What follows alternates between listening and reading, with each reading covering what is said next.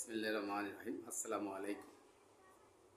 ত্রয়োদশ জাতীয় সংসদ নির্বাচনের আগে বিভিন্ন দল যে সমস্ত প্রোপাগান্ডা ছড়াচ্ছে এবং বিভিন্ন দল রাজনৈতিক দলগুলো যেভাবে নির্বাচনী প্রচারণা কার্যক্রম চালাচ্ছে, এর মধ্যে কিছু কিছু রাজনৈতিক দলের কথাবার্তাগুলো অসামঞ্জস্যপূর্ণ। আজকে দেখেন, জামাতের আমির সে বাংলাদেশের স্বাধীনতা যুদ্ধের ঘোষক শহীদ প্রেসিডেন্ট জিয়াউর রহমানের নামটাকে সে বাদ দিয়ে উনি বললেন প্রথম স্বাধীনতার ঘোষণা করেছিলেন কর্নেল অলি আহমেদ। কিছুদিন আগে পর্যন্ত জামাতের আমির বলতেন যে স্বাধীনতার ঘোষক জিয়াউর রহমান। উনি যার নামে স্বাধীনতার ঘোষক বললেন, উনি নিজেও স্বীকার করে, কর্নেল অলিও বলে যে স্বাধীনতার ঘোষক হচ্ছে শহীদ প্রেসিডেন্ট জিয়াউর রহমান। তো এই যে একজন আমির, জামাতের আমির, উনি একজন বিজ্ঞ রাজনীতিবিদ, এর মতো একজন বিজ্ঞ রাজনীতিবিদ এইভাবে স্বাধীনতা নিয়ে মিথ্যাচার করার কি কোনো যুক্তি আছে?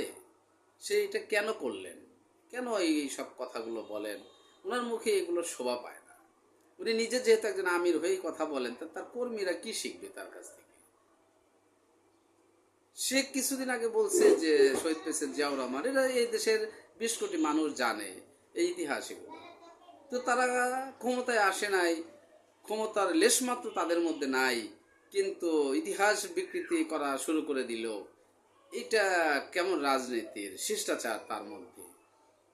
এটা আসলে জামাতের আমির সাহেবের এরকম মিথ্যাচার আসলে রাজনৈতিকভাবে উনি হেয় হয়ে যাচ্ছেন, যে কারণে দেশের মানুষও এখন ক্ষিপ্ত হয়ে যাচ্ছে।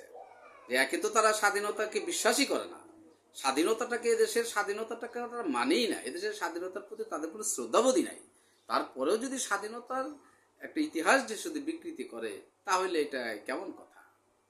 সে ক্ষমতা আসলে তো মনে হয় সে বলবে যে সেই 1901 সালে প্রথম বাংলাদেশের স্বাধীনতার ঘোষণা দিয়েছিলেন গোলাম আজম, তারপর 1971 সালে নিজামী স্বাধীনতার ঘোষণা দিয়েছিলেন। এ কথা বলতে উনি একটু দ্বিধাবোধ করবেন না। ওনার যে কথা, ওনার যে অবস্থা, উনি এইগুলিই বলতে থাকবেন এবং সম্পূর্ণভাবে উনি এই স্বাধীনতার বিষয়ে সে ভুল মানুষকে তথ্য দিবেন। এটাই হলো জামাতের রাজনীতি। আসলে ওই জামাতকে বলে না, অনেক ইসলামিক দল বলে জামাত একটা মুনাফিক দল। আসলে তাই একটা মুনাফিক দলের পরিণত হয়েছে জামাত।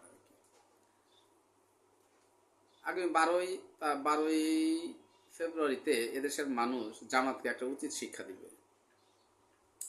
আসলে এটা উনি কি হিংসা করে বলে? ওনার জনপ্রিয়তা দিন দিন কমে যাচ্ছে।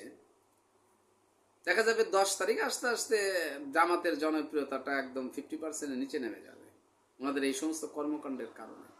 কারণ ওনারা বিভিন্নভাবে, আর সে ইসলামিক দলের কথা বলে, ওনার সারাদিনের কাজই হচ্ছে একটা দলের একটা নির্দিষ্ট মানুষকে নিয়ে গীবত গাওয়া। তা ইসলামের মধ্যে কি গীবতের সিস্টেম আছে নাকি? কোনো সিস্টেমই তো নাই। তো উনি সারাদিনে ওনার কাজই হচ্ছে খালি তারেক রহমানের নামে, ওইটার নামে, এটার নামে বদনাম করবে। কেন? এগুলি কি ইসলামে আছে?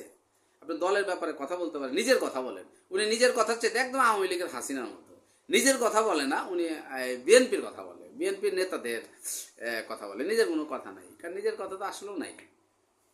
এদেশের মানুষ জামাতকে আসলে এই জন্যই পছন্দ করা নয়, অপছন্দনীয় একটা দল। যাই হোক, 12 তারিখে আমরা ফলাফল দেবো ইনশাল্লাহ।